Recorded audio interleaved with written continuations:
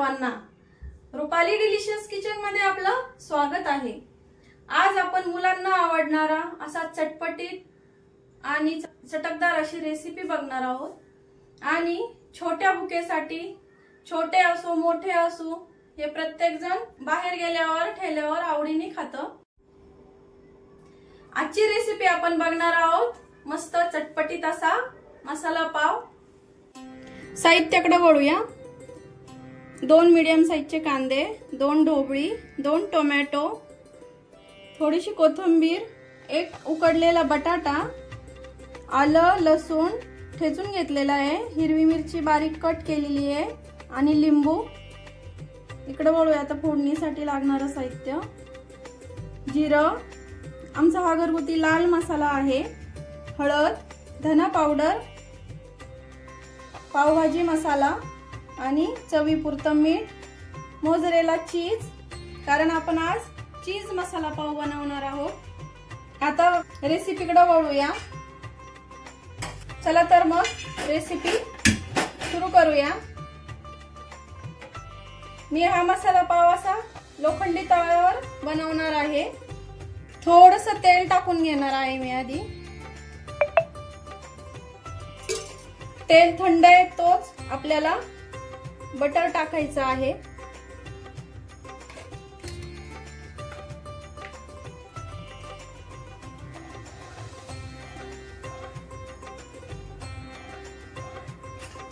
आधी तेल आणि नंतर बटर टाकल्यामुळे बटर जळत नाही, त्यामुळे आधी तेल टाकायचं थोडंसं।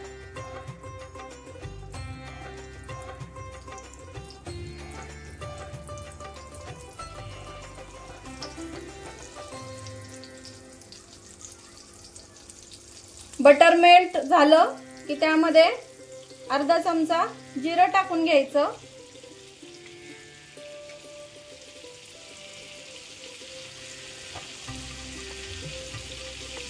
जिरं फुललं की त्यामध्ये कांदा टाकून घेणार आहे।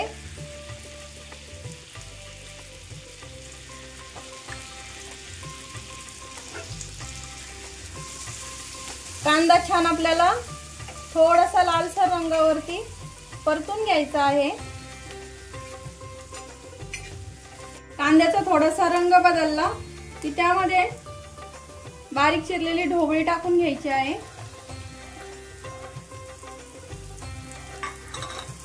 आणि ढोबळी आणि कांदा पटकन शिजावा यासाठी चवीपुरतं जे मीठ घेतलंय त्यातलं अर्धा मीठ आता मी टाकून घेणार आहे। मसाला पावला मीठ टाकताना थोडंसं जपूनच टाकायचं, कारण बटर मध्येही थोडासा खारटपणा असतो।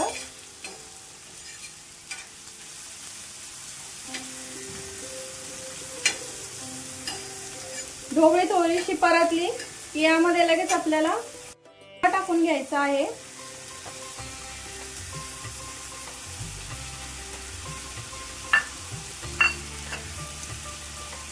आलं लसूण आणि हिरवी मिरचीचा जो ठेचा बनवलेला तो पण आत्ताच टाकायचा आहे, कारण टोमॅटो बरोबर याचाही कच्चेपणा त्या सोबतच जाईल। आता हे छान मऊ होईपर्यंत आपल्याला परतून घ्यायचं आहे। त्यासाठी मी यावर झाकण ठेवून घेणार आहे।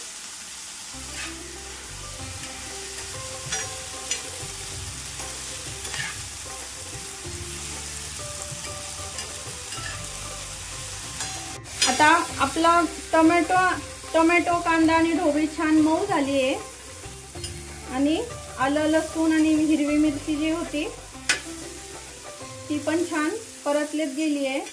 आता आपण याच्यामध्ये सुके मसाले टाकून घेणार आहे।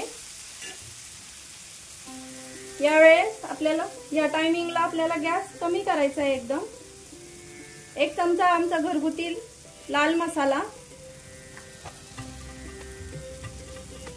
थोडीशी हळद, अर्धा चमचा धना पावडर आणि 1.5 चमचा घेतले पावभाजी मसाला। चवीपुरतं जे मीठ घेतलेलं आहे ते पूर्ण इथं टाकून घेणार आहे मी।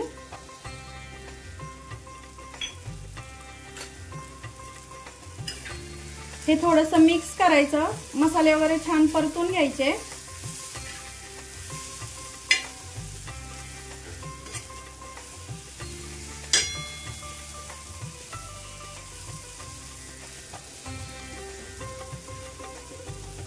मसाले थोडेसे परतले की यामध्ये आपण लिंबू टाकून घेणार आहे थोडंसं।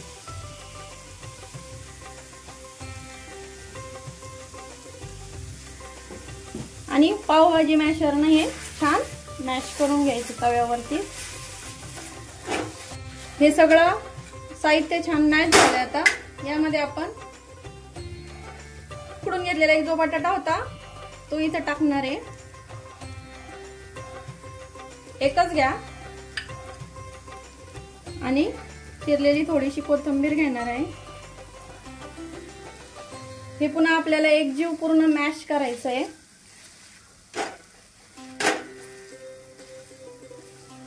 ऍक्च्युली ठेल्यावर वगैरे बटाटा टाकत नाही, पण तुम्ही टाकून बघा, खूप छान लागतो। मी नेहमी टाकते।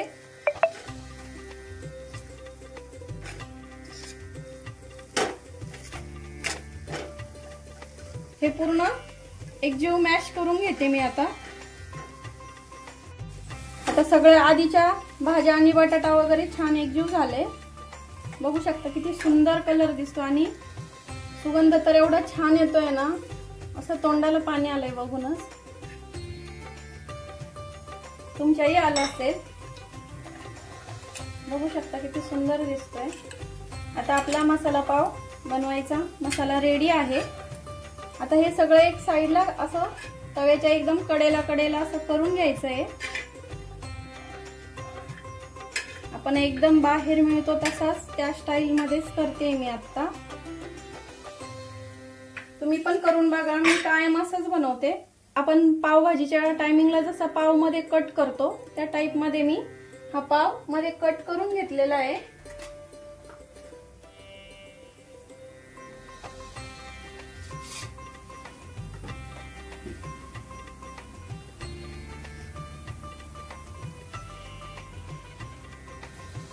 बटर टाकायचं तव्यावरती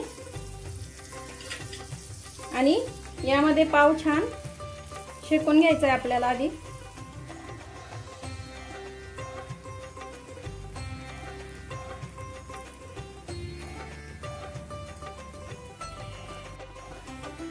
मसाला टाकून घेतलेला आहे मी आता यावर आपण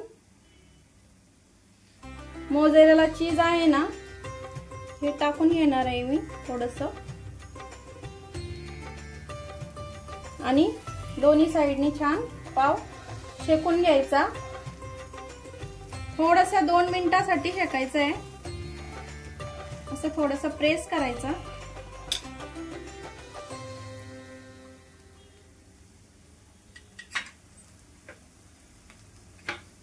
थोडंसं बटर टाकते मी।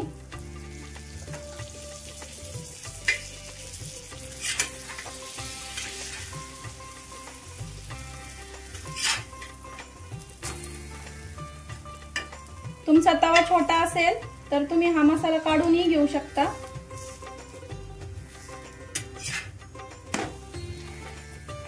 मसाला पाव आपला रेडी आहे। बघू शकता किती टेम्पटिंग आणि छान दिसतोय। खायलाही तसंच छान झालेला असणार। सर्व करते मी आता।